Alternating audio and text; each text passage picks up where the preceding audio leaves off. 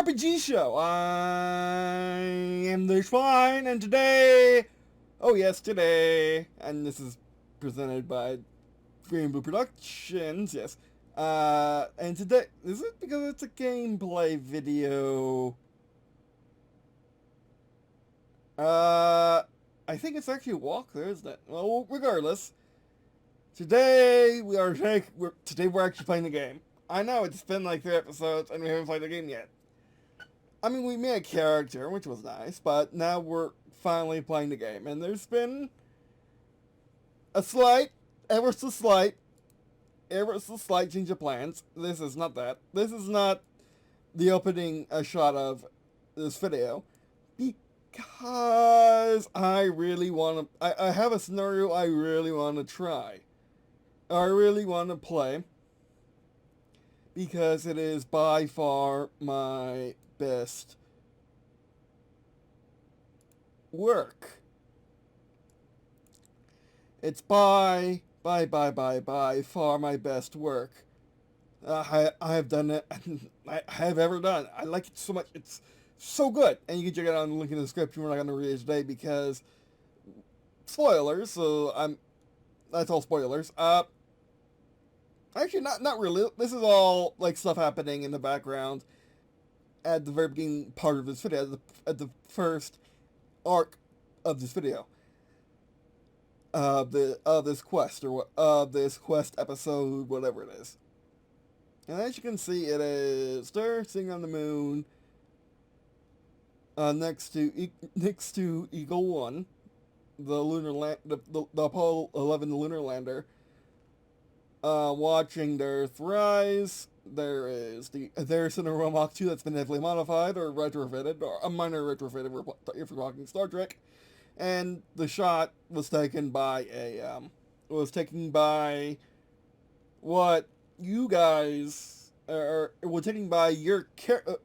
be taken by the ship your character's on, or the task group your character's on, of essentially heavily retrofitted starships, SpaceX starships, made for war, so they're warships now, space warships, because that's what everyone does in this setting, is put space in front of everything. So yeah, and the reason why that is pretty much because of just how that was our first instinct, to put space in front of everything, and then people said, "Oh, that's too retro. Let's say other words like star or stellar." No. In my setting, we go back to the originality of things and use space, which is so true. Like Space Force, that's relatively recent, and that's the space forces of the world are a thing now. So yeah. So I really like this. Actually, I'm going to keep this up on DeviantArt, but I have another photo, which is the photo I showed you earlier. And then I'm constantly working on this, making it better. But yeah, might just check it out on DeviantArt. We might read it after we do the episode, but anyway.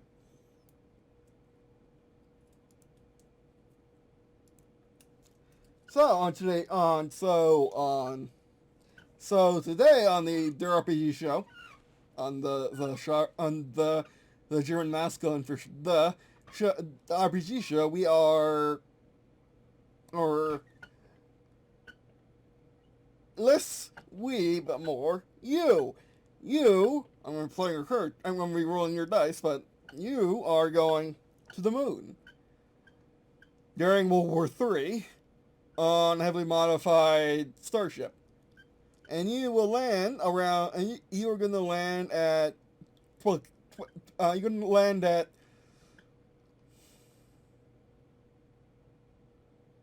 Tranquility Base, where someone you heard about on the news a lot, or may have seen previously while fighting, or may have even met once or twice, who has spent the last 3 days just watching the Earth rise from that location on the moon, and was sent there 7 days ago, Earth days ago, Universal time days ago, was sent there seven universal days ago, to scout out the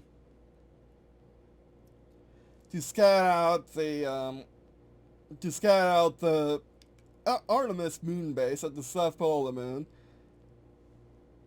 as it has been taken over by the Eastern Coalition, also known as the Martians. From your perspective, because, well, depends on where you're from. You could be from Europe, Africa, South America. Africa, you call them the Cow Shields. Europe, they're also Martians.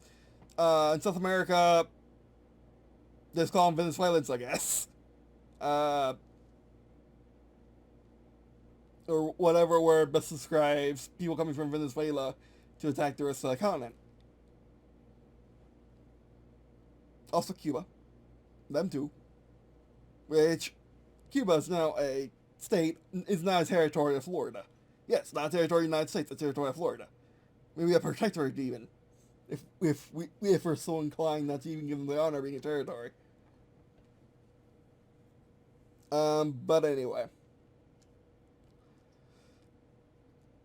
And that's and so yeah, this is kind of what I think is what I want to do in the RPG show is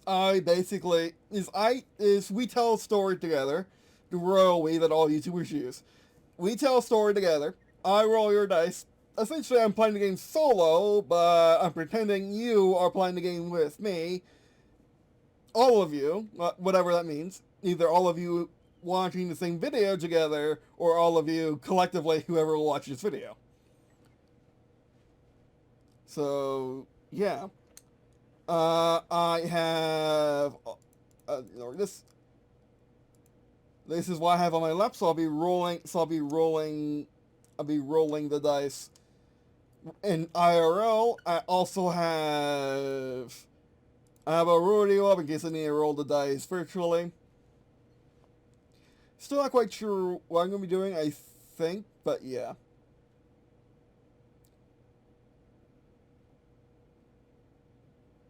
But if you want to roll some dice, do stop it, you know, and then just tell me, and then actually, you know what would be fun?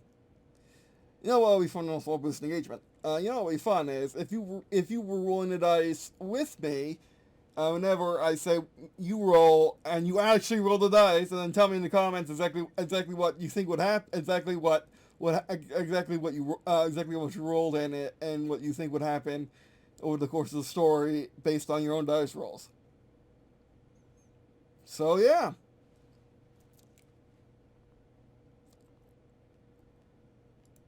Also, I'm gonna have to go this up.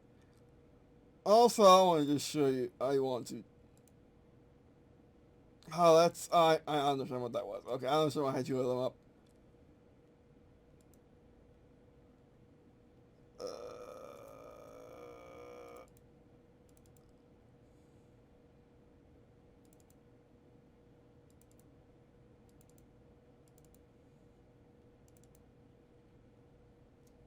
And also, there is gonna be some news in this video. Like I finally had a game at D3, but I kind of fell through because one of the guys got sick. That means I kind of all had to cancel. I still went there and still got some information, so we might talk about that some later on. But this is what my go on to D3 bag looked like, just from 4 years of just accruing stuff and then just changing. And then this is what it looks like now. That is the same dice case or dice bag / dice knuckle bowl that you saw in the if you saw my one my first time playing the printed version, the 2D printed version of a Trium. Those are a ton of cheats just for players to have, and then just the 200-page rulebook that is only about 100 pages of printer paper because or 90 pages, 97 pages of printer paper. Yes, that is a lot of single paper stuff like the core, the core moves. It's core moves, character sheet, piece sheet, and the sheet where you can have up to 10 pieces. And then this is the soccer ball there in there just because why not? And that's the main compartment. That's trunk compartment. It has a ton of my best work over there, just like on DeviantArt over there. As well as like what, an overall thing, I forgot what that's called, but it's basically thing you can easily scan to keep track of stuff you write in it, and it's reusable, which is nice. And then the compartment on the right, it's just a notepad with erasable ink and also good old Chessex grid. Okay, we might use again, we might use Ad Arbitrium. We might. But anyway. So, I guess let's get started. Yeah, we'll be doing quick play. I don't know, so we can just get rid of you. We'll be doing quick play, which is something I haven't really fleshed out yet. This is quick play. You'll be needing character sheets. Or a character sheet. I guess we're just going to pretend there's only one of you right now.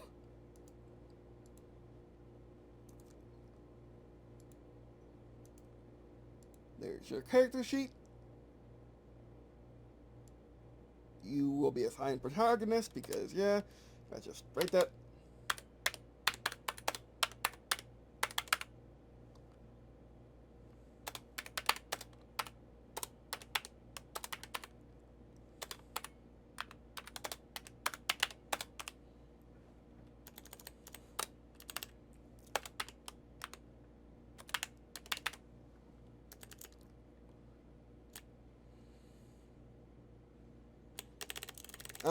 For the sick army, you're gonna have just 6 of everything except for AP. You have 12 because that's what AP is.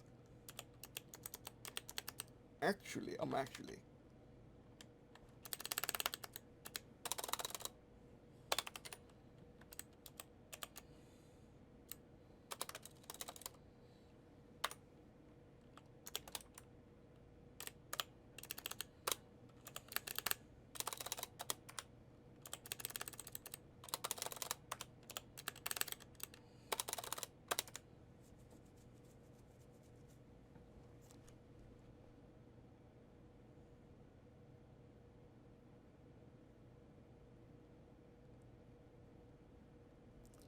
And then we'll fill out these. We'll have to use a different system because we're playing quickly. I'm pretty sure we're going to be using... actually... Do we want all 12 traits, or do we just want 3 traits?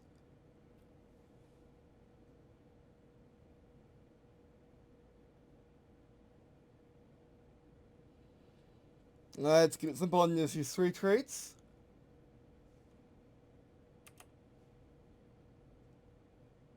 Currently have 1 in everything, which means you just roll 3 dice. I may be making spaces.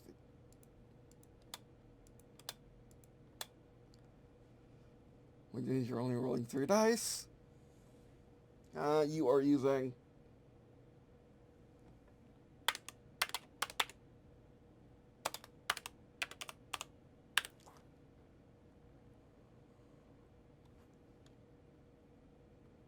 nope, but that's staying. I thought figured that, but no way. Actually, wait. There's a reason I had this up. Let me throw it over here.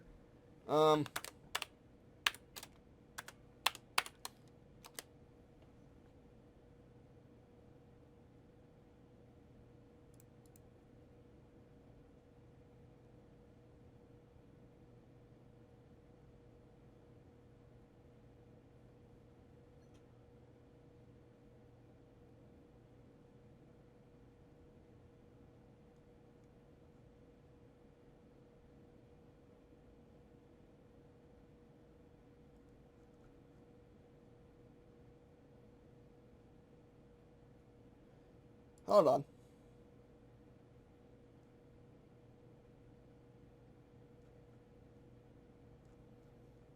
It's basically, yeah, in 417.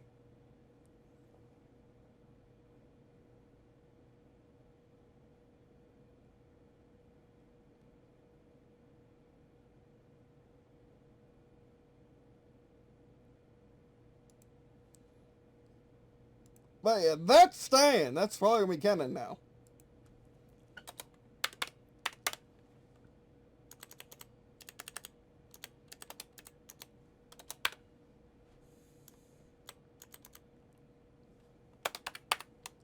Space VR model 117.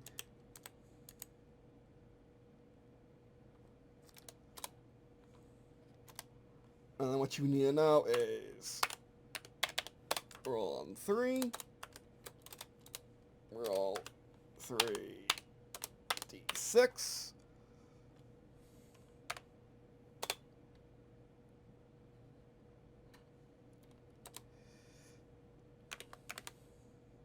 You don't need to put it in the brackets and whatnot.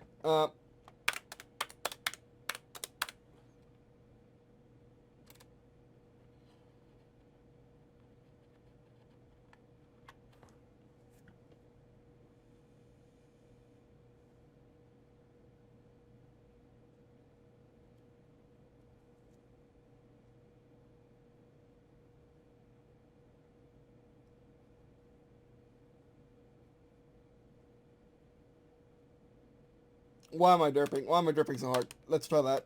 That's just normal. Just a normal hit.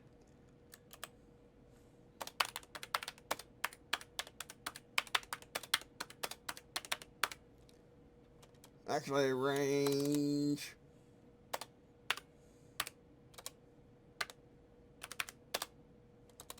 Range 1.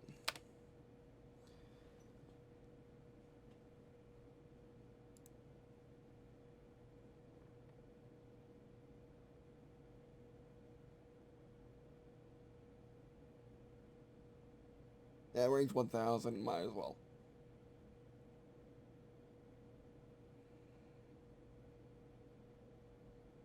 Actually, range, no, I know what to do.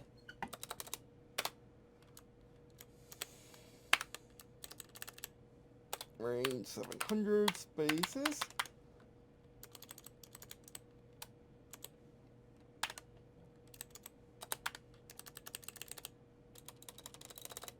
We don't need it right now. Spaces. Spaceman.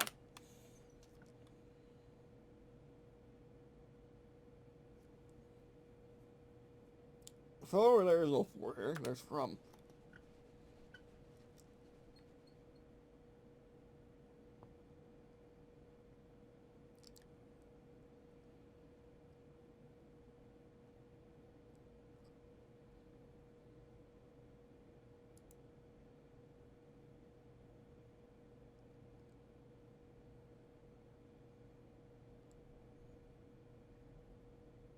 You'll get medic 2. Okay, so yeah. Yeah, this is you. Assigned pro tag from form. How about let's check from the RPG Show episode 1, the episode you're watching. You have 6 in every stat except for 12 in AP. You have 1 in every trait because you're only using the big 3. You're only using the 3 categories.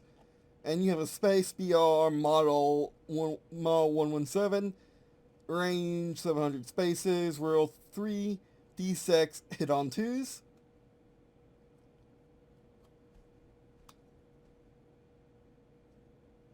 Yeah, let's be simple. Let's not even use ammo. Let's just keep it simple.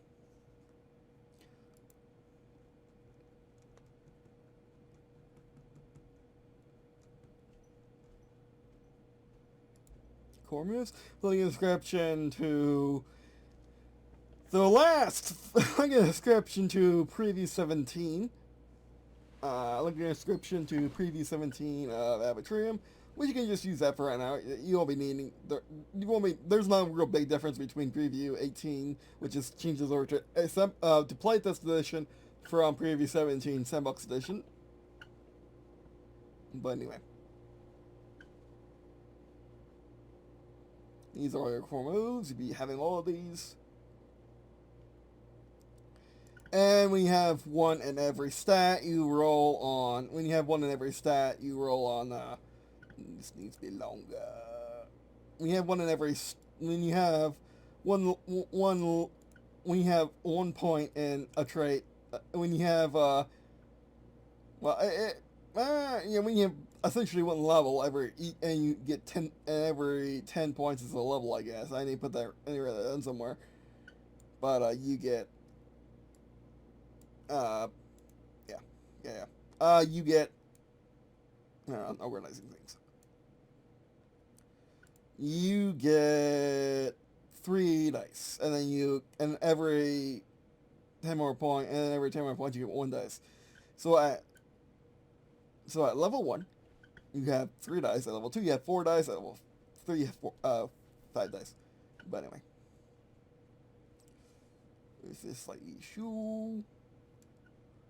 This is going to be a pain, and I know it.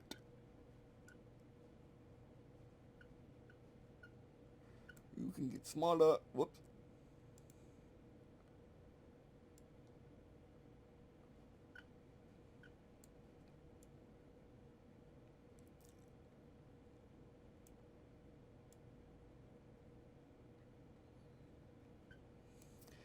Essentially all I need to see.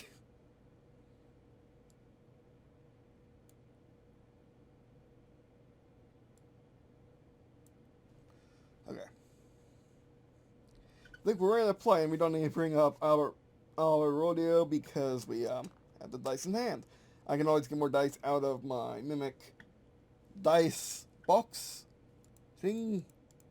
I think that's that. This is from standard. This is from the promo. This is from standard mode promo, and that's my dice thing, which has 10 dice in it. I can just pull out dice if I need dice. But for right now, we're just gonna be rolling 3s. 3s and hit on to plus. And you can still miss. You still got suppression. You still got premium shot. We have gravity. Makes that 3 times. All of it's no, keep it simple. Just make it 2 times.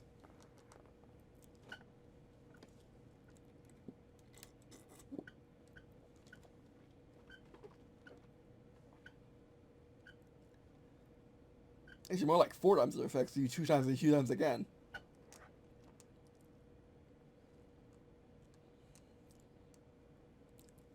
But anyway, let's go. So I might have to part this in 2. I'm going to part this in 2. Just make it easier, more watchable for people that watch RPG shows. The thing is, people who watch RPG shows like watching the whole thing. So I'll figure it out. I'll figure it out when I'm editing it. By the way, if we feel compelled to make pretty pictures, we got these to spread open. But anyway. Alright. So.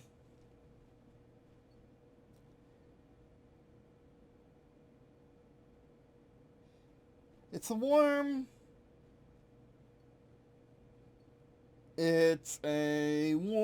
dry, yeah, it's, no, let's be honest. It's a hot, dry day out in the Nevada desert. You're sitting in a modified starship, or SpaceX starship, that was originally intended to help, which was originally used to bolster the Artemis space, which you are now going to save. Apologies if it doesn't sound as epic as I intend. It's because I need editing and I need to look at the thing for a couple hours to do it. So yeah, I'll probably will write down this mission and the whole rule book because we need to desperately. I need more missions. But anyway. So this starship you're in is based on the Starship Mach 2, which uses Green&Blue technology used in the Aurora Mach 2, the super materials known as their armor, and the super engines known as the Tri-engine, with a rocket with a space breathing mode installed, making it a quad engine, which was used originally to help build up a 100-person moon base as part of the Artemis program back a few years ago in 2023, 2024, or in 2023 and 2022. Now, and these rockets were used to speed up the Artemis program for the first moon landing in 2022. You are now going there in a modified version of the modified starship, known as the Space Warship. The Space Warship. Hold on. Line.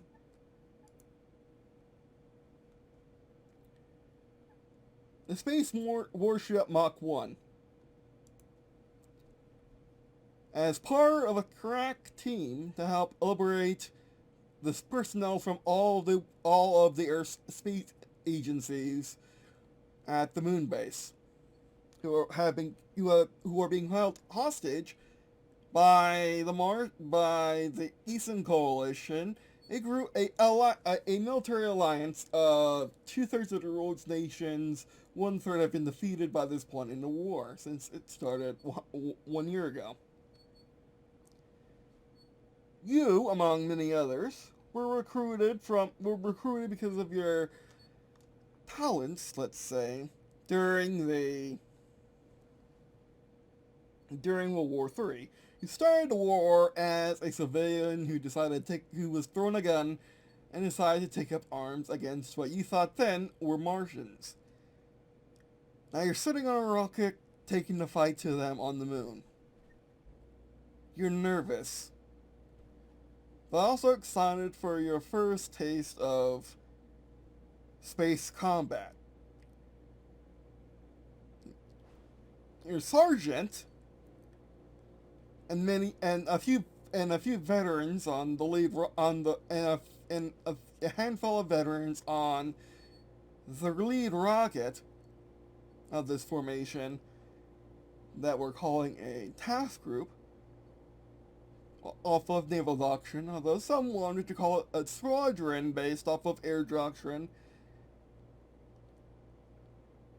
But the Navy successfully argued its point that these are warships, not planes or tanks. In case you are an army, in case which the Army tried to argue as well and failed. But anyway, those veterans of space combat were originally fought to save the ISS from the Eastern Coalition's grasp. That was a few days ago. You're now looking to the men around you, the men, the women, anyone that identifies anything else around you. People who were all recruited, who were all freshly in the service, but are no doubt veterans of their craft, in their own way. You've been to countless battles across North and South America. Some of you have been in battles across Africa, in the African campaign. And some of you are even veterans of the War for Europe and building the wall, the Grand Wall of bases and fortifications on the border of the Eastern Coalition and the now unified under one flag European Union.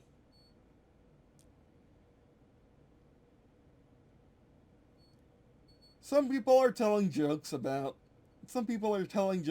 their experiences, sharing with others. As again, you're all veterans of warfighting, with the most elite of you being in the first few rockets, and they are in the first few warships, and they are veterans of countless wars from before World War III, from before COVID, from before the resurgence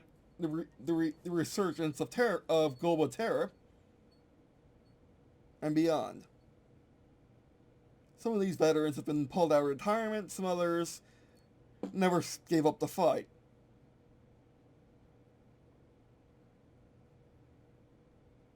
You are proud to be among them.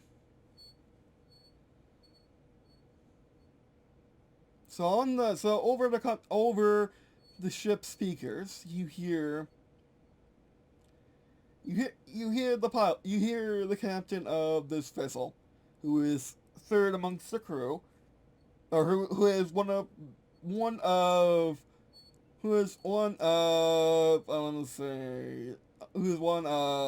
six crewmen, 2 pilots, 2 gunners.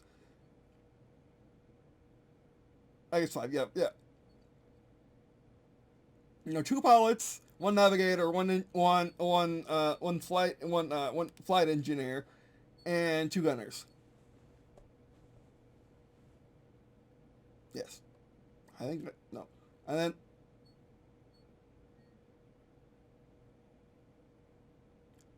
then 1 crew master, I guess, or cargo master. And Captain comes over the radio.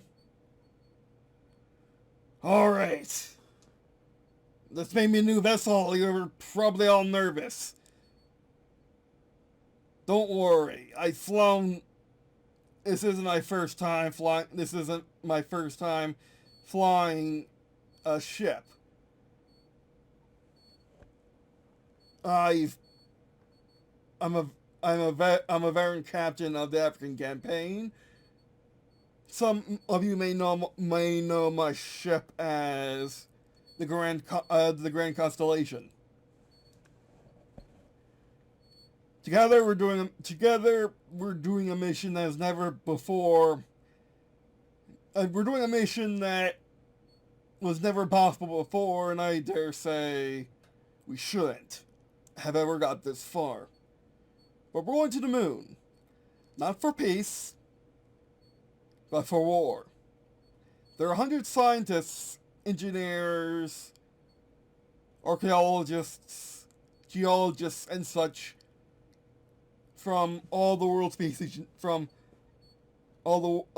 world's space agencies now have been captured by the enemy. We're going to the moon, not because it's easy, nor because it's hard, but because it's the right thing to do. So I hope you enjoy your trip. This will take 1 hour at 9 G's acceleration. We're going to flip and burn in the middle. Just slow ourselves down and land and come around the backside of the moon. And come around the backside of the to come around the backside of the moon hard and fierce. We will pass over the enemy, but we will have our shields up and our AA stealth on. We should go undetected with all their jamming that they have going on down there. So I hope you enjoy it right and get set for something that should never be attempted. Cuts comes. The countdown sequence starts. 10, 9. Full butterflies in your stomach. 8, 7. People are looking nervous. People are looking happy. People are looking excited. There's a whole mix of emotions going through your fellow tier zeros.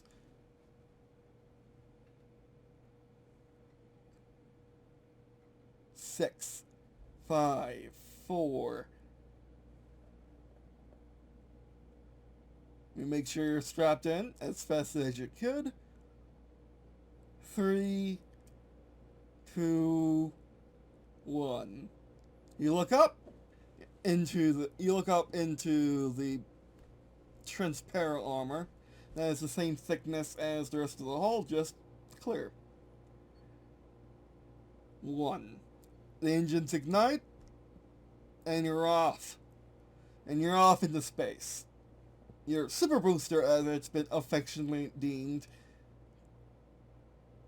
takes you off, as well as your small task group of 9 other vessels. 3 of them have the veterans, the rest of them are either for support or to carry more troops. You're armed to the teeth. You carry countless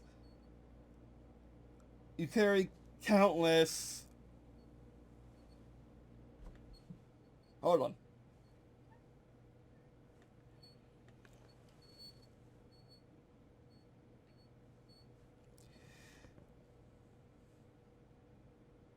You carry countless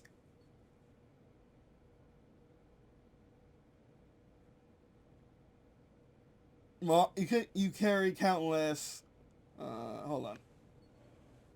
Athena missiles, which are modified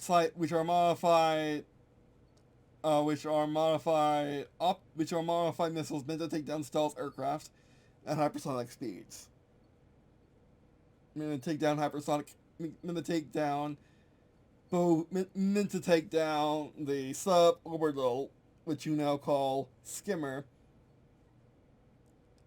hypersonic interceptor bombers, support, and fighters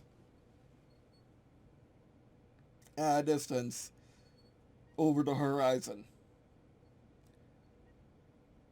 You carry cargo enough for this mission and more, and enough to lay down a base, as well as supporting your mission.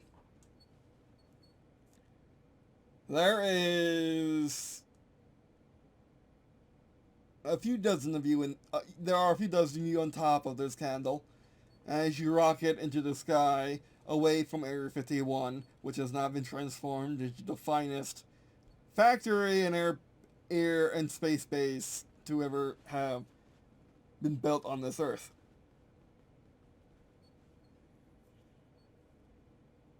You see, as you pull into the sky, as you pull closer and closer to the edge of space, you see the operations of Area 51, which you remember back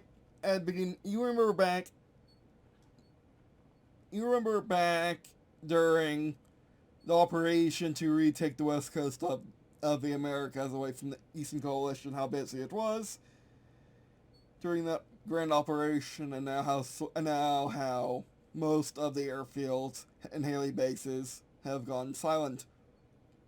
But there's still a bustle of activity as the Eastern Coalition, which has been constantly being pushed back, and their nation surrendering, and their nations having been destroyed, as a turn of phrase. Not literally, of course, but metaphorically. There's not much use for a base in America anymore, except for the hypersonics and just generally being a base to transport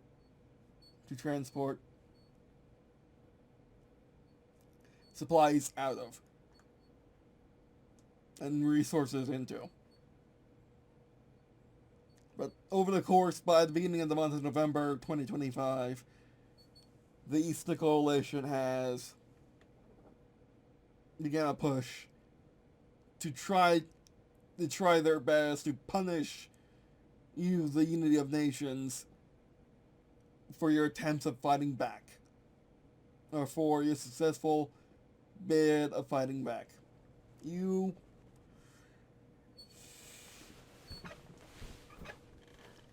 look down on Earth now that you are escaping from its atmosphere, and see and look around North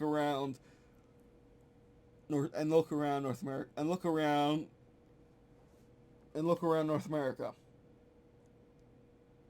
it's different now than what it was a year ago. Almost a year ago, back when the war started in June. And the 1st of June 2024. It's different. It's the home you knew. Assuming you chose a American. It's the home you knew, but now it's different. It's all different.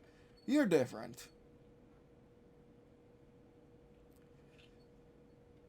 This is a feeling that you'll get rather accustomed to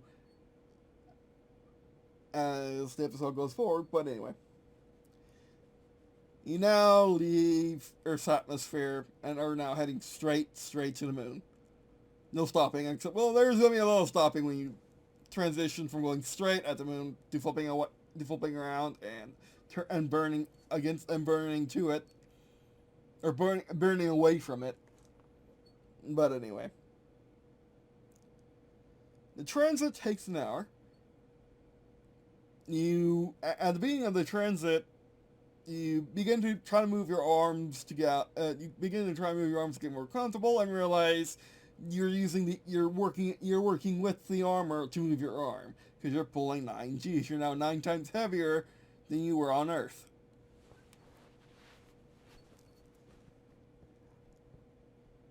The hour goes by, mostly silent, as people are getting ready to fight on the moon. Some people have quieter discussions. Some people have discussions using think-to-text.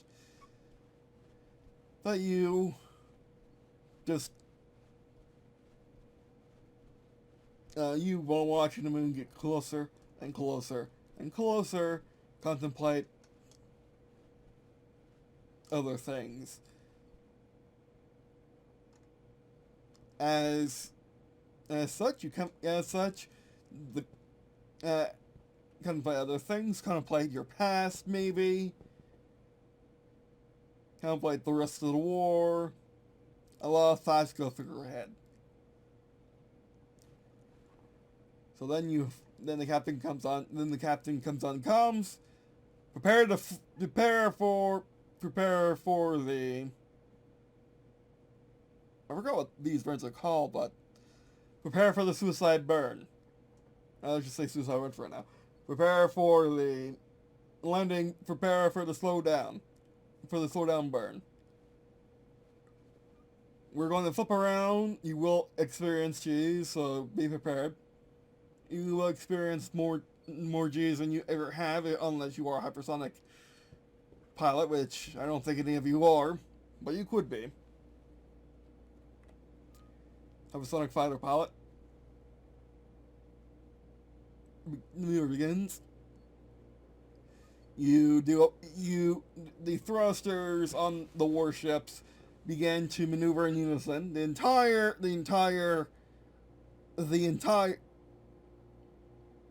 formation, each ship in the formation flips 180 degrees. You're now facing the other direction than you were. So the transfer armor is now looking at the other, is now facing towards Earth, and in a complete opposite and is now looking in the opposite direction that was beneath your feet a moment before. You pulled over 13 Gs. If you didn't have your power armor, that may have knocked you out. But then again, it was only for a moment or so. As you begin to burn, you also have noticed your engines cut out, and the G-force from your back pushing you upwards in your seat now was pulling against your head as you were doing a backflip. And now the G-force begins again, pushing you into your seat. Again, pushing you into your seat as you begin to head towards the moon. You begin to look at the video feed of what the rockets are saying as a burn towards the moon. They burn away from the moon, but their movement's carrying them to the moon. This takes another 30 minutes. You pass over the South Pole. Everything's fine. You look down. You see it approach, and you move over it in an instant. Or you move over it, taking a few seconds. You all hold your breath, as if it mattered. There is no sound in space. So they wouldn't have heard you even if you were talking. And especially not over your engines. Those are more obvious. But again, they're encapsulated in a stealth field, the event's active stealth field, so they are equally invisible and counting their emissions. You pass over the base. You drop off some satellites, or some of your ships drop off some satellites, and some little drop ships, and some little drop pods around the base, and around the path you'll be taking as you march, or hike if you want to be that way, towards from the Sea of Tranquility to the South Pole of the Moon. You pull around the moon from its backside and begin to land and you're landing legs and on your ship's landing legs deploy, and then the ships break formation to prepare to land, or just their formation to prepare to land on the spherical body of the moon. You come around the north side of the moon, and on your feed you see the picture that is the thumbnail, and on the right you see a lone man sitting down, looking up at their Earth. You see the Eagle 1 lander from Apollo 11 that you have likely only ever seen on TV or in museums. You see his modified Aurora Mach 2, made for spaceflight, affectionately known as the Space Aurora. And the American flag that was painted there also decades ago, now covered in moon dust, but the star field is now visible, haven't been cleaned off or dusted off. You get closer and closer, slower and slower, until your velocity is moving from well over 1,000 miles an hour to well under 100. You come down and you land just north from the moon's perspective of the Eagle 1 lander. And that's where I'm going to be right back, because we're going to pause it there. That was just the intro. I think I did okay. I didn't do the best I could, but I think I did okay. I have no dice for it or all about like that wasn't going to happen. Geez, that took way too long. That took a good 30 minutes. But anyway. I have a feeling that wouldn't really fly in a situation with multiple people if it wasn't just a YouTube video. I'll probably not have. I mean, there'll obviously be roleplay, but there won't be any dice rolling. But anyway, so I'll be right back. This might cut the video as well. Wait. We're continuing from where we left off, I think, because it's only been, famous last words, almost now 15 minutes. It's only been 15 minutes of recorded time since starting the video, so we still, yeah, it's really up to future me to determine what exactly I'm going to be doing with this footage. Am I going to cut into a part every hour or so, every major milestone, or are we just going to have one giant video? Because this is a RPG show after all. It could be like any other RPG show where it's just cut in massive segment, where it's just the session is the session. Some RPG shows do cut it into bite-sized pieces. I don't know what I'm gonna do. I could try both. But anyway. So, as you can see, I worked on the Silent Project a bit. Now you have the Space BR model 117. It now has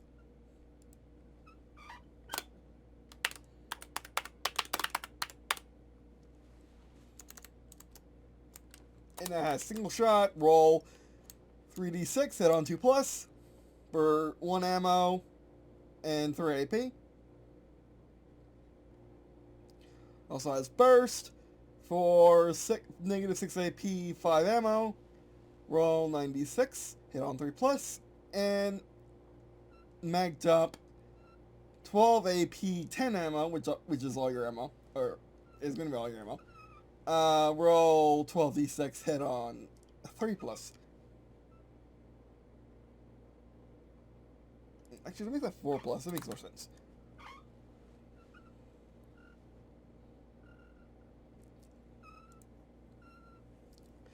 Then we have Space Pistol M18 Hotshot, which is the new Marine Standard Pistol. It's basically made to work. Well, this and the M117 is made to work in space and have, as you can see, a bigger load. -1 ammo, range 300 spaces. And then the Space BR 700 spaces. Space Pistol, -1 AP, -1 ammo. It carries, an under. It carries 5 ammo. Hit on 2 plus. Space Power Cracker Knife. Hit range 1 spaces. Or, 1 space.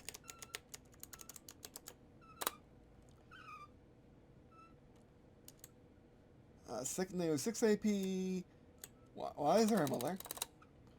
Stab. Roll, which means it goes straight to health. Roll 6. Hit on 3 plus. Space Knife. Or Space Grenade.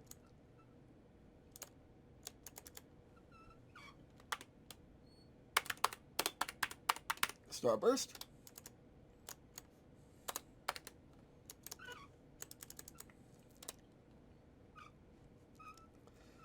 Range 20 spaces, so it's not entirely a standard standard. So it's not entirely a standard map. 6 AP, ammo -1, burst. Well, we don't need that. Roll 3 AP, hit on 2 plus, AoE 1 spaces. That means it's a space in the center and a space around it. Actually, it has to be 2 spaces. There you go.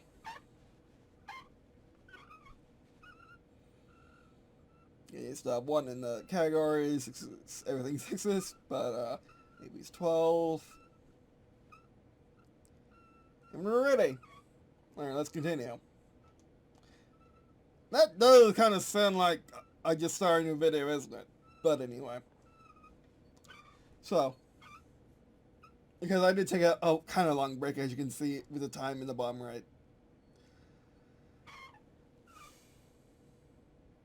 So your captain comes onto the comms.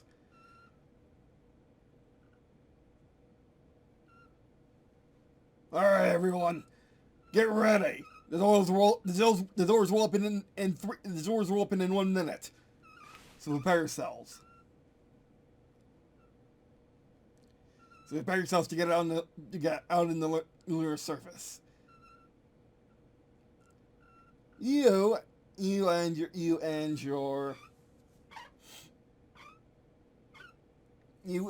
your 4-person fire team. Really up.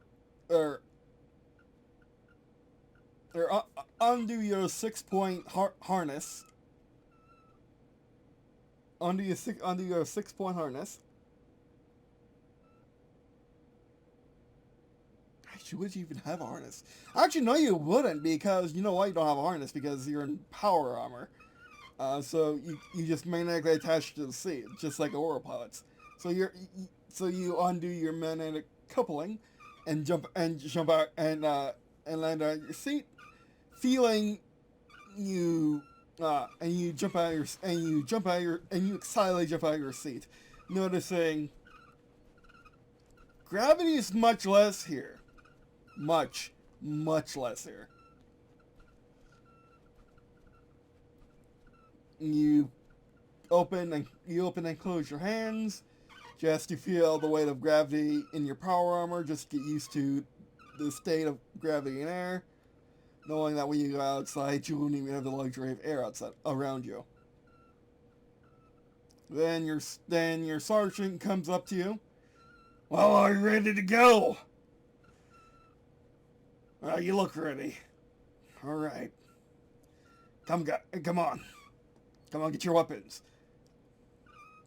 You notice you have a sniper specialist who has a sniper rifle, spotter scope, and a couple things which I'm not going to go into here. Actually, we can have multiple different pieces to go with the game later.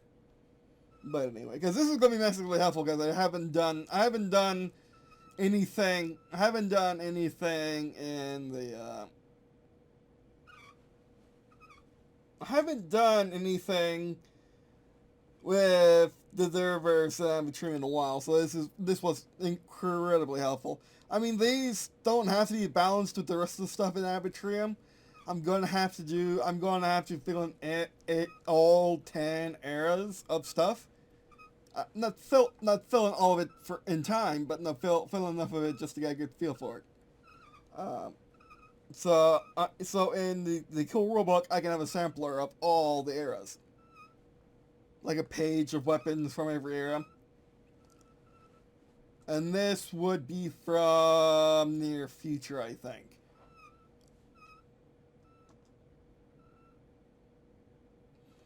Yeah, let's be from near future. Mid future is more expanse. It's more. Okay, we're gonna have to pull up the timeline. I was not wanting to pull up the timeline, but we got to pull up the timeline. Solar Colonies era is why we define the future, and this new future is going to be anything physical in there and above. Whereas near future is clearly all of this. So yeah.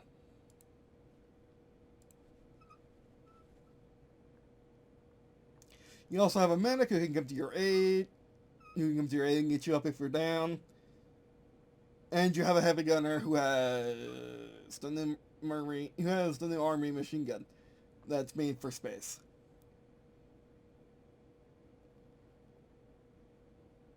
You can really tear down people. You can also multi-target people too. Probably as a cone of. Oh no, he has a cone of fire too.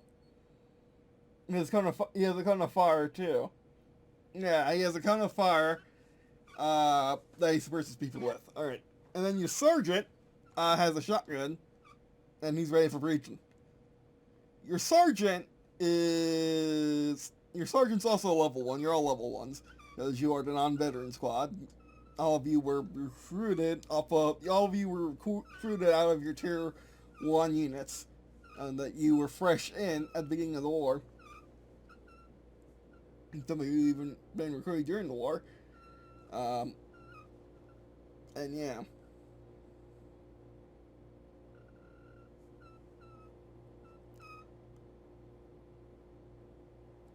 So you and your team, just pretend if there's multiple you watching, your other characters.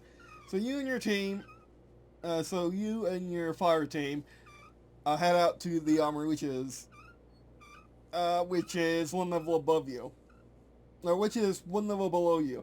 Basically, in the warship, you have the cockpit, you have the crew compartment at the very top. Then you guys are in the troop compartment. Then below that is your armory.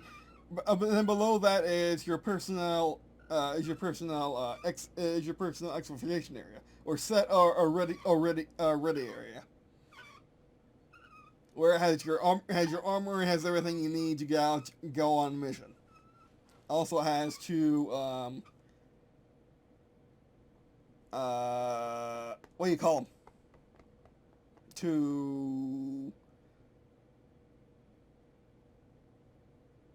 airlocks, yeah. So I head down the ladder,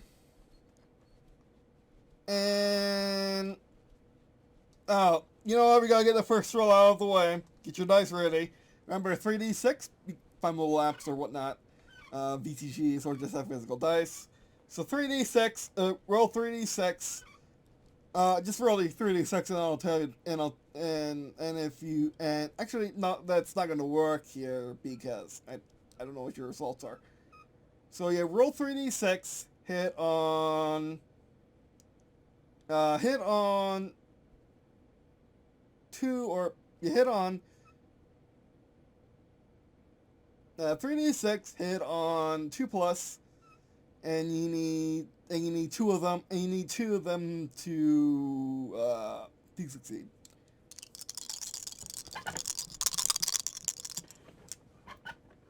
I mean, this is a little... Actually, do I even need the keyboard with me? I don't really need the keyboard with me right now. Oh, that didn't work. No dice don't count. Yeah, this isn't gonna work.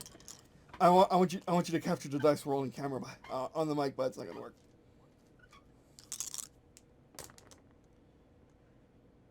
Alright, so this is just to get the first draw out of the way.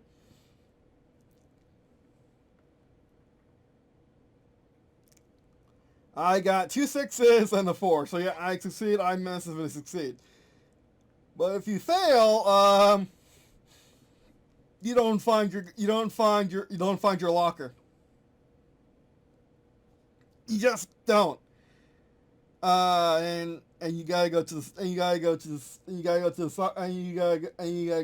the sergeant for help. Not a great start to your adventure, I know, but at least you didn't fall off the ladder going down the ship, which we're gonna roll for that too. And that was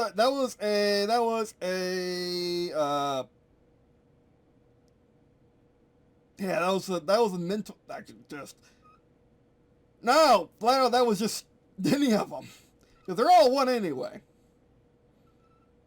So that was all of them.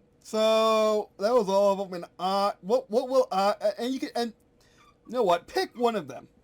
Pick either mental, physical, or skills to roll that to get your result, or with that result, and add +1, and add +1 to your character sheet from that result. I'm going to add it to what'll be useful later.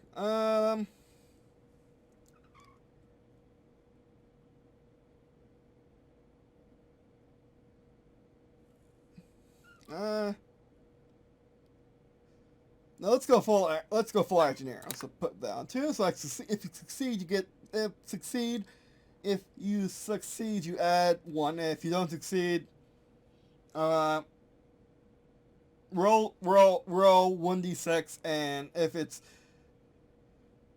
4 plus, put it on the category above that. If it's lower, put it in the category below the category, below that category, the category on the bottom, in case if it's physical. So mental, got 4 plus, physical, 3 minus skills. If it's physical, 4 plus mental, and 3 minus skills. So if you fail, put it somewhere. Actually, I'm going to totally write this up as like as some sort of like extra thing for Ad Arbitrium, something that I can't really monetize, so it'll just be an extra thing for it. Because right now we're testing how to play quick match, and we epically succeeded. So let's take a picture of that. We might show it in the video in a little bit, because Google Photos is slow to load on the website. Okay, make sure I'm in Pro Photo mode.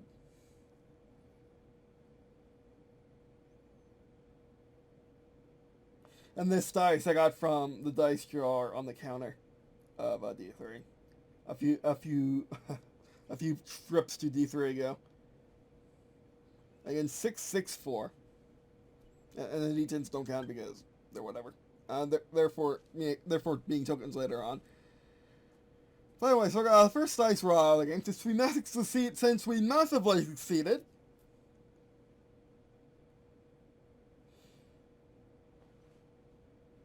Since we massively succeeded, we head straight over to our locker, unlock it, and grab our guns. And grab our Space PR Model 1117, which we're gonna have that equipped in our hands because it's two-handed. So we're gonna put it on their back for right now because we're not crazy. We're not going to carry it on all the place. I mean, I guess you can. We're not playing as a G&B right now. We're not playing as Green&Blue right now, so can. So I guess we're going to be doing that. But you put your gun on your back for right now, and you take out your space pistol hotshot, and put that into either your thigh holsters. You take all the grenades in the world, all your grenades that you need, and put them into your backpack, and your power knife, and you put that on, and you put. Actually, that's already on. You have your power cracker knife already. As your team gets ready, you hear as your team gets ready in this tense moment. You look and see the medic. He's nervous. He's very nervous. So what do you do? Do you actually? So roll me some more dice. Roll me skills. Yeah, roll me skills. Again, if you succeed, actually, no, it's not going to be +1 every single time. It's going to be +1 in the special roll off when you can pick a skill or pick a trait to roll. And if you succeed, you get more dice. So this is going to be a fun little mini game. Yeah, I think quick play. I think it's just going to be what quick play is. So yeah. I am going to again, roll skills. Actually, no. Roll whatever you think will help comfort the medic.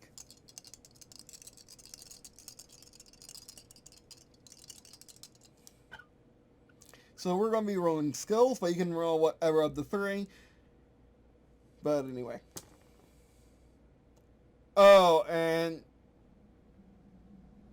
by the way, you're hitting on same as last time, hitting on 2+ and give me 2 of them, and show me 2 of them. I didn't roll it nearly as well that time.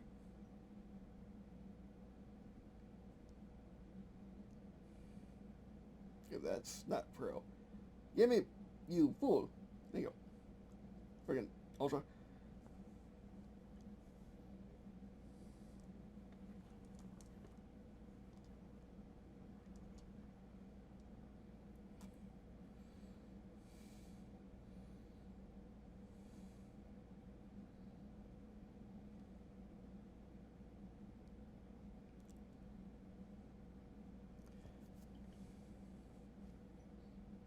Oh yeah, and if you premium shot, you do get 2. Yeah, you do get 2. So if you get 2 6s or more, you get 2. If you get half misses, you get -1. Yeah, that's how we're gonna do things. That's ring.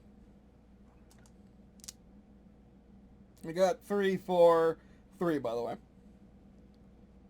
So I got 4 in reality.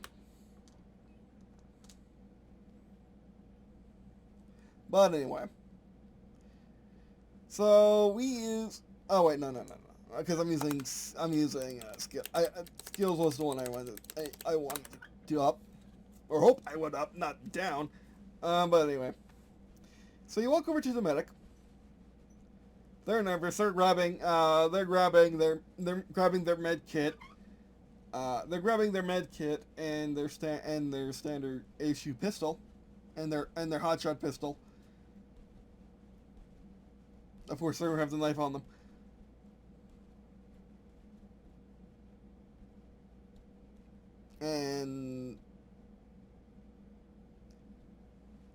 And also their how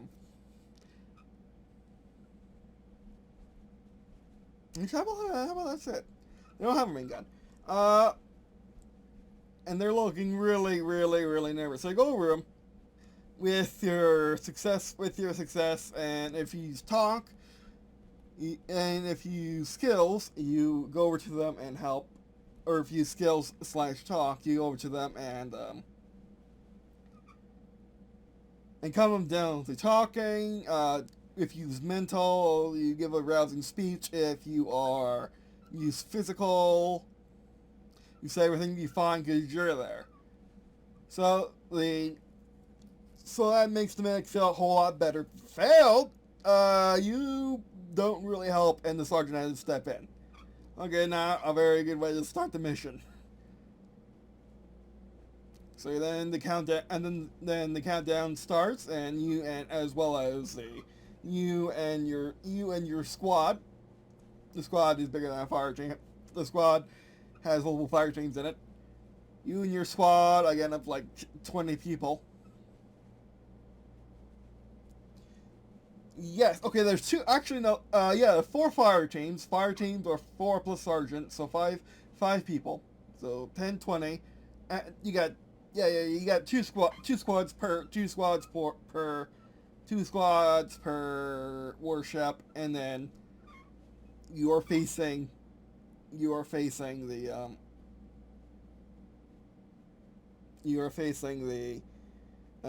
you have one on one wall, then you have 2 squads on one wall, 2 fire teams on one wall, then 2 fire teams on the other. And you're all getting ready.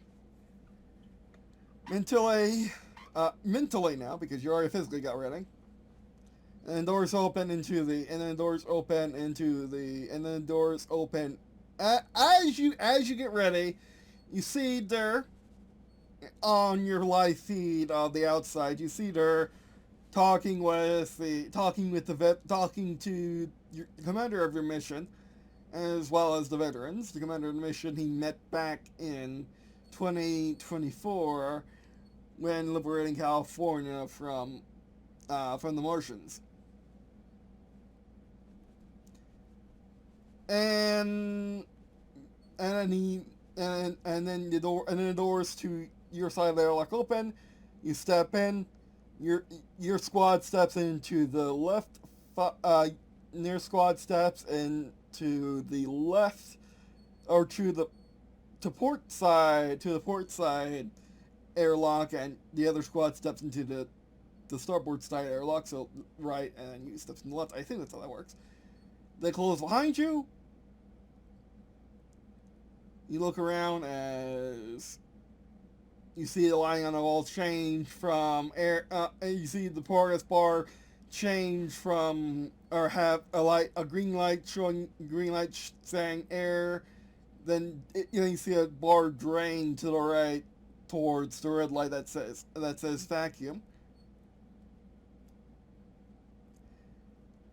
And it gets tense as you feel, as you can even through your armor feel through your armor you're feeling your G-gel become more solid as the pressure is leaving you and going back into the tanks, going back into the air tanks of the warship.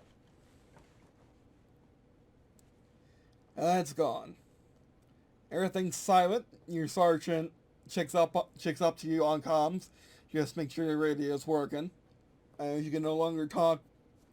As long as there's no air around you, you can't talk through your suit speakers, even through or even through your suit by talking into the guy, into the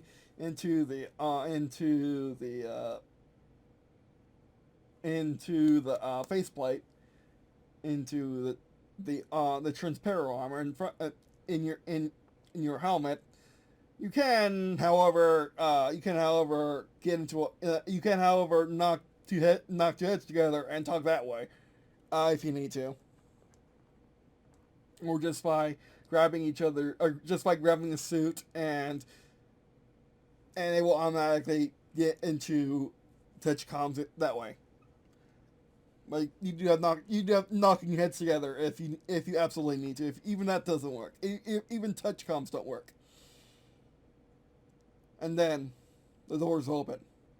You see in front of you the three lead ships, three lead warships, all facing. They're all facing into space, up, as you might feel as you see Earth just sitting there across from you. And you see Earth just sitting there across from you. You're in the middle group, of course, and you're on the left side of the three starships. And you see Earth just sitting there overhead. You see Dur and the veterans out in front, talking with each other. Of course, they're playing out their acts in the book. And then you see and then your sergeant gets on comms and says, all right. And actually, your lieutenant gets on comms and says, all right, squad, let's get out of here. Let's go meet up with Dur and our commander, and get prepared for that long hike. So you get out and start going down the ladder. Actually, you get out and get onto the lift. It's a lift with a ladder on the side of the hall in case the lift doesn't work or you need to get down anyway. You're all on the lift now, and you're slowly descending, seeing the Eagle 1 lander from Apollo 11. The flag with the star field clear, but the rest of it included in dust. And you slowly descend on the surface. You get out, look around you to your 100 feet tall, or 260 feet tall, roughly 60 meter tall warships. The good 10 of them. They're now populating Eagle Base, or now they're populating Tranquility Base. For the first, and this is the first time Tranquility Base has grown since, they landed there back in '69 or 1969. As you probably would know it as now, or as you probably would say more often because of the whole. You're going to live to see. Hopefully, you're going to live to see the year 2069. But anyway, so you get out. The roleplay here to your heart's content. Now you get out and you walk over the good 500 meters or 500 spaces. There's some 1,000 feet, or 500 yards or whatever. You walk over the 500 yards to the launch site. And then you look behind you, and you see there's already a bustle of activity from the support warships as well as some of your own, as vehicles get deployed, base defenses get deployed, artillery gets deployed, buildings get deployed, and all that goodness, to get ready for the mission at hand and to hold the moon, and make sure it never falls under EC control again, or anyone but the Unity.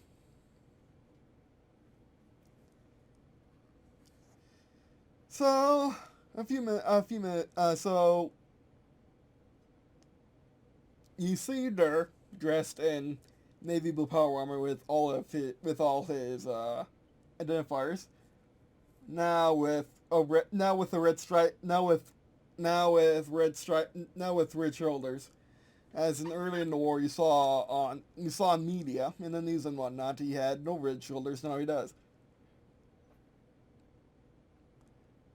and he starts that off the veterans, and then you get and your lieutenant pats you, and then your sergeant pats you on the back, um, and says, "All right, we got our orders. No. Before we do that.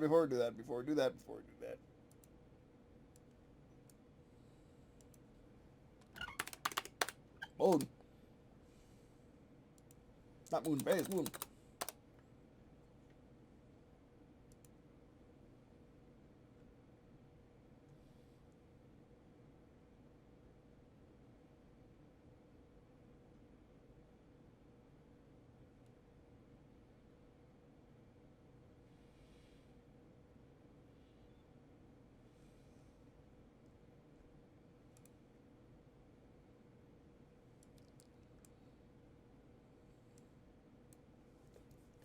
So you're here.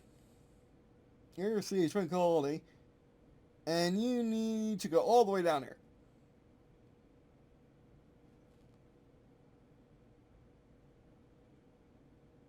And that's about 800 meters. Fortunately, the moon is very small.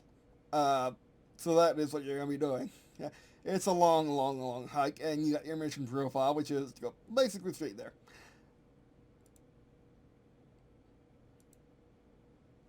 So that's what your sergeant does, and you start heading out. It's a long march. Let's see how adept you are at navigating in the moon environment, in the lunar environment. The desolate, albeit peaceful and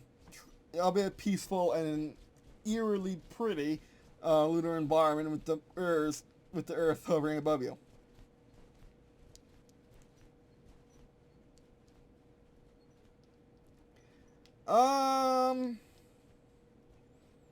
So your roll skills, again, this one won't give you anything.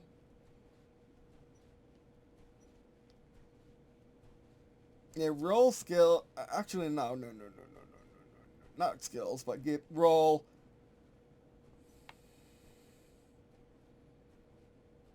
Yeah, you roll either mental or physical. I'm gonna roll physical, obviously. So that is 3d6 plus 1. Or plus 2.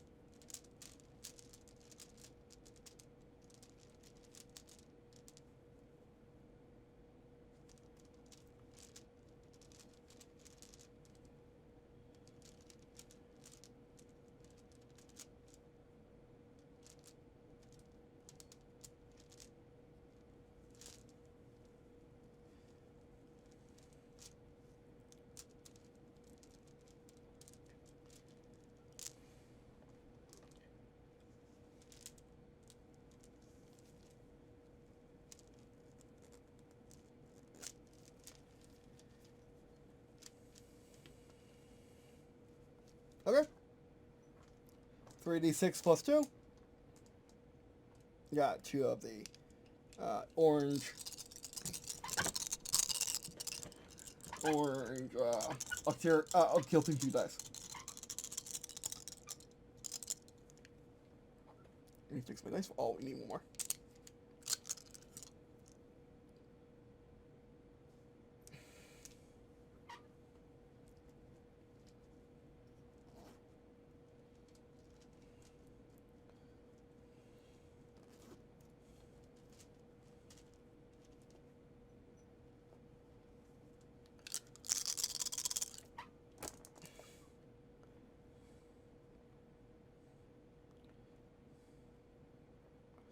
Okay, also, I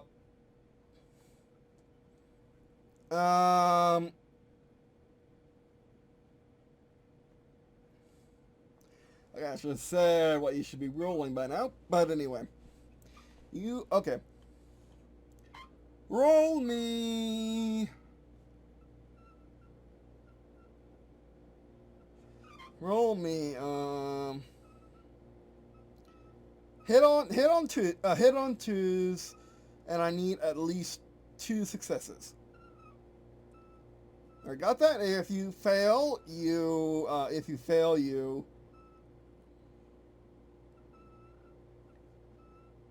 if you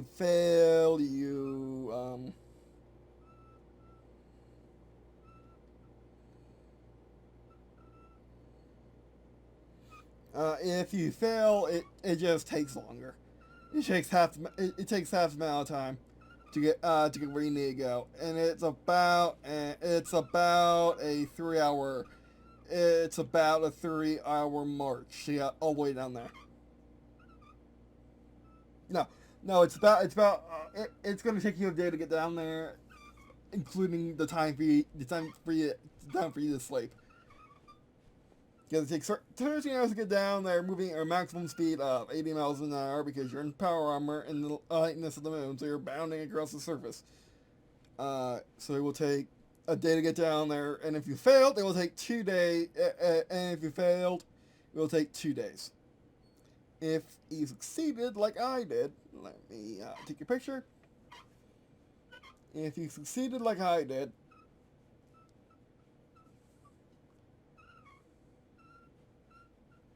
oops.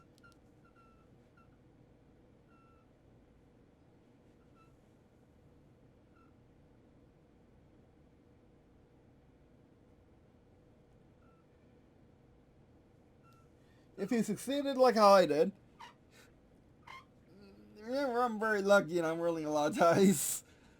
So yeah, because I got a 2, 5, 4, 6, 1. I didn't get a premium success. Oh, and if you get a premium failure, you're gonna take half the day to just get down there. If you're playing this with multiple people, it's the average result. Whatever the most average result is, gets to go. And of course, it's the GM, which in my case is me, who gets the final say. But anyway,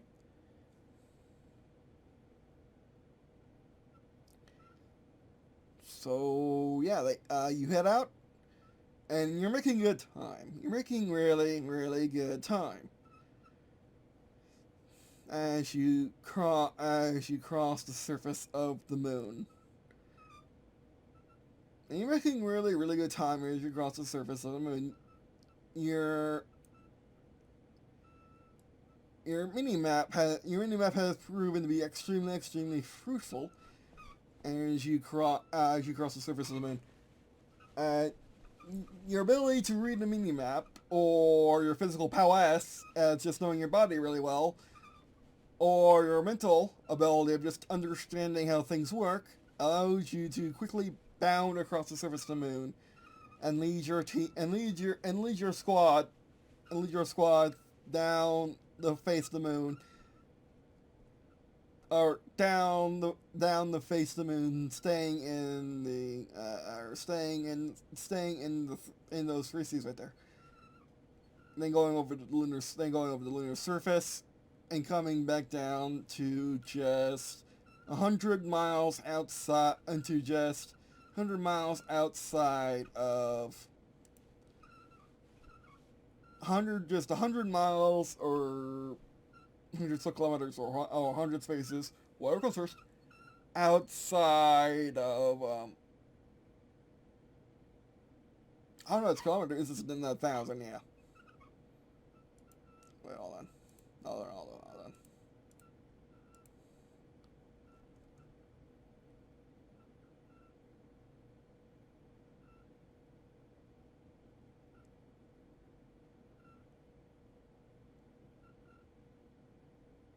No, 100,000 kilometers, right.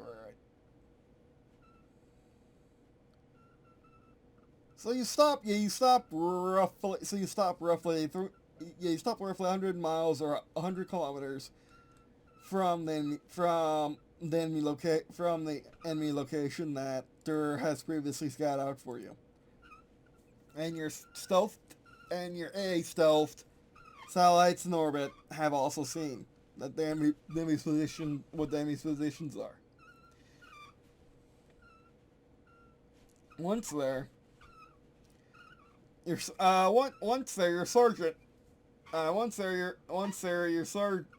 sergeant says you should probably get ready. We should probably get ready for. We should probably get some rest before the next. Before assaulting the enemy base. Eventually assaulting the enemy base. Before going after the before going after the hostages. Before going after the hostages.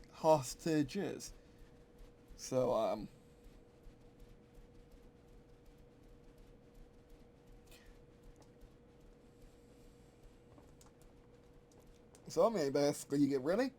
So basically you settle down and prepare to sleep on the hard lunar surface. Actually, I guess it's kind of soft because of how the regular lift is. You prepare to get some rest on the just on the surface of the moon in a crater.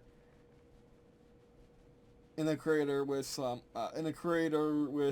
blanket over you to help hide you a bit better and to keep your heat in. That's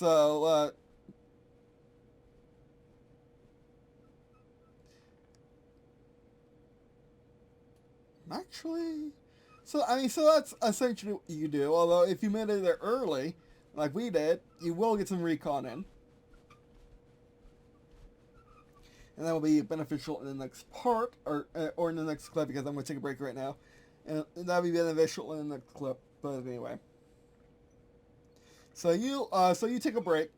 So whatever it is, you take a break. You actually, I guess this is time to hone some more skills. One more of these before showtime.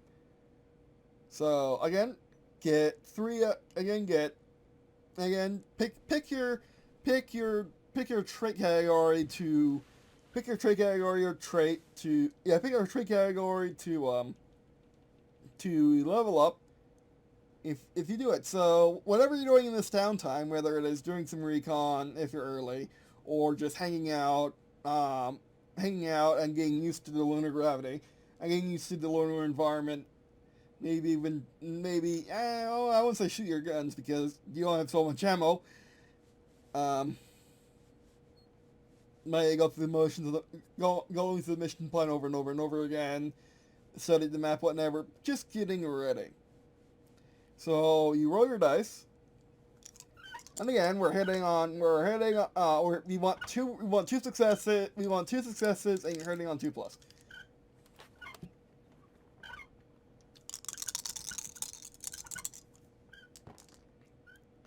Cock dice don't count, just push it down.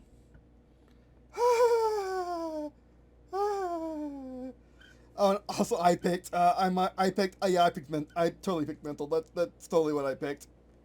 Of course, if you picked a trait that are head dice in it, just roll those dice too. They're more like just roll those. Actually, do you want to? No, just roll 3 standard dice. But roll those dice too because you're better at it. Roll those dice too, and for every level you have to get that much more successes. So for physical, if I rolled physical, I would need to get 2 more successes than I would if I rolled my mental. But anyway, and we're going to go over the dice results in the next part. And remember to switch to Pro because I'm forgetting how this camera works.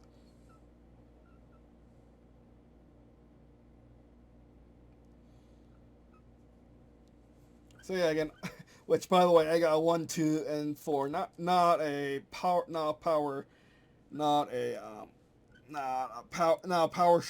premium shot, not a miss.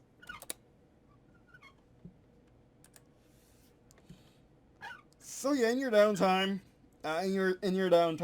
you do whatever you do whatever it is regarding to that stat. Again, play to your heart's content. And that's when we're going to take a break. So I'll be right back, or end of episode regardless. This will be just I'll probably I still don't know what I'm doing. Maybe I want to do both. I don't really upload like that. But anyway, so I'll be right back.